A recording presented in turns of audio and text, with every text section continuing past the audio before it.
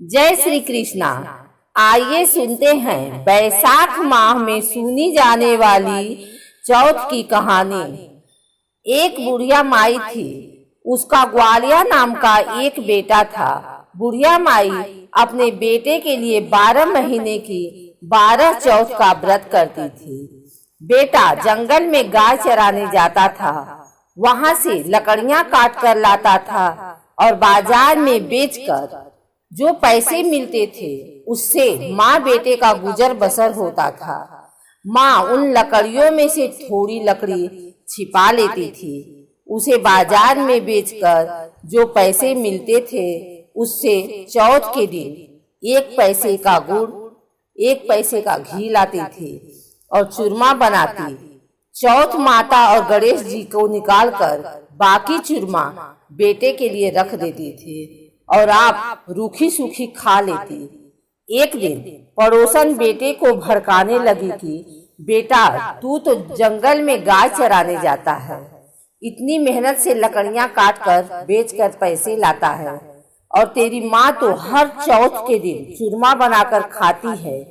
एक बार चौथ के दिन बेटा घर में था और छिपकर माँ को देख रहा था। माँ सेठ के यहाँ गई, वहाँ से गुड़ और घी लेकर आई, चूरमा बनाया, चौथ माता और गणेश जी को निकालकर बाकी बेटे के लिए रख दिया।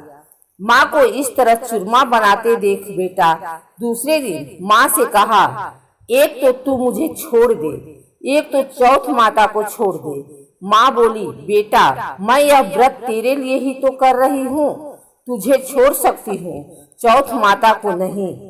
यह सुनकर बेटे ने परदेश जाने का निर्णय ले लिया। माँ ने कहा, ठीक है तू परदेश जा रहा है, वहाँ तेरा अपना कोई नहीं होगा, तू एक चौथ माता के धागे अपने साथ ले जा, जब भी कोई संकट आए तो यह धागे पूर देना, चौथ माता का नाम लेकर तेरा संकट टल जाएगा। बेटे ने धागे साथ में ले लिए, घर से निकल गया। थोड़ी दूर जाने पर एक नदी आई। नदी पूर आया हुआ था, जाने के लिए रास्ता भी नहीं मिल रहा था। उसने पोटली में से धागे निकाले और चौथ माता का नाम लेके जमीन पर पूर दिए। वैसे ही उसे रास्ता मिल गया। आगे गया तो बहुत बड़ा जंगल रास्ते में आया। शेर चीते की डरावनी आवाजें आने लगी, उसे भी डर लगने लगा। उसने थोड़ी धागे निकाले और चौथ माता का नाम लेकर पूर दिए। धागे पूरते ही उसे जाने का रास्ता मिल गया। वहां एक राजा की नगरी में गया। वहां का राजा हर महीने एक आदमी की बलि देता था। वह एक बुढ़िया माई के घर गया और देखा बुढ़िया माई पुए बना रही है और रोती जा रही है। उसने पूछा, माई क्यों रोती हो? तब बुढ़िया माई ने कहा, रो नहीं तो क्या करूं, मेरा एक ही बेटा है, कल राजा उसकी बलि देने वाला है। यह बात सुनकर वह बोला, माई तू ये पुए मुझे खिला दो, तेरे बेटे की जगह मैं चला जाऊंगा। बुढ़िया माई ने उसे भर पेट पुए खिला दिए। रात को सोते समय उसने बोला कि माई राजा के आदमी लेने आए तो उठा देना।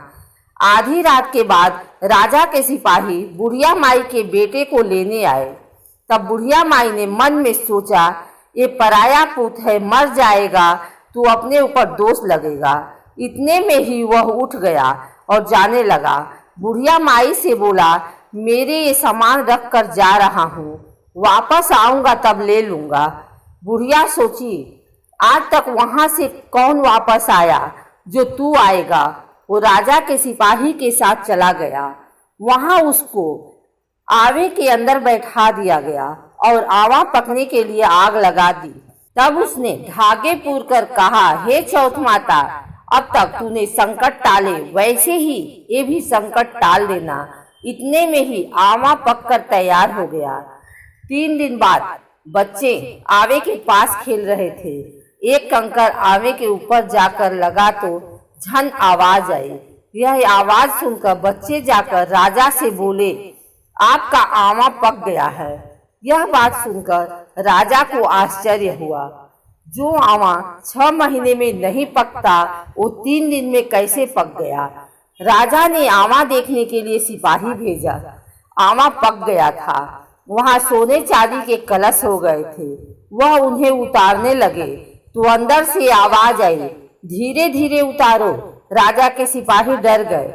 वे बोले, इसमें जरूर कोई भूत प्रेत है।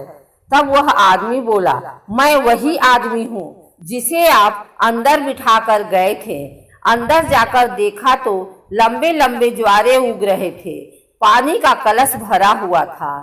धागे पूर कर वो बैठा है। राजा के सिपाही ने राजा को सारी बात बता दी। राजा वहां आया और पूछा, तू कैसे बच गया? तब उसने कहा, मेरी माँ 12 महीने का चौथ करती है, उसके प्रभाव से मैं बच गया। राजा बोला, मुझे विश्वास नहीं है, तुम्हें एक काम करना पड़ेगा।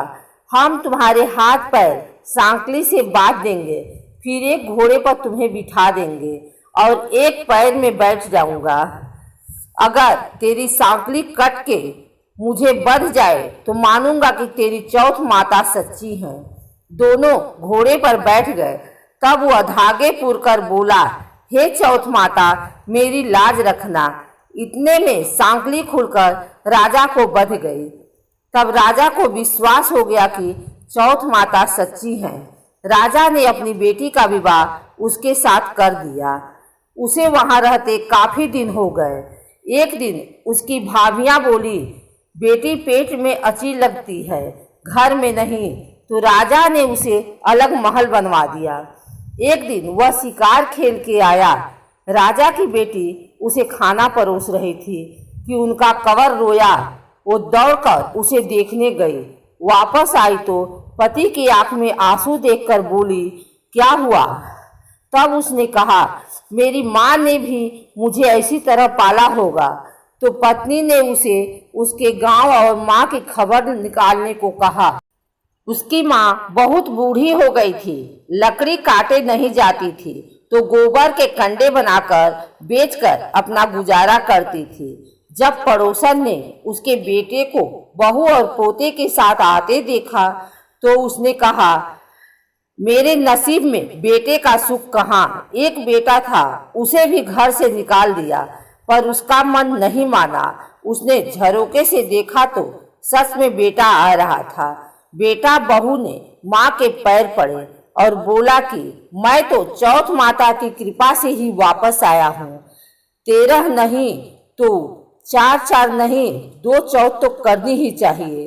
बेटे की माँ धनी की लुगाई चौथ का व्रत करना ही चाहिए।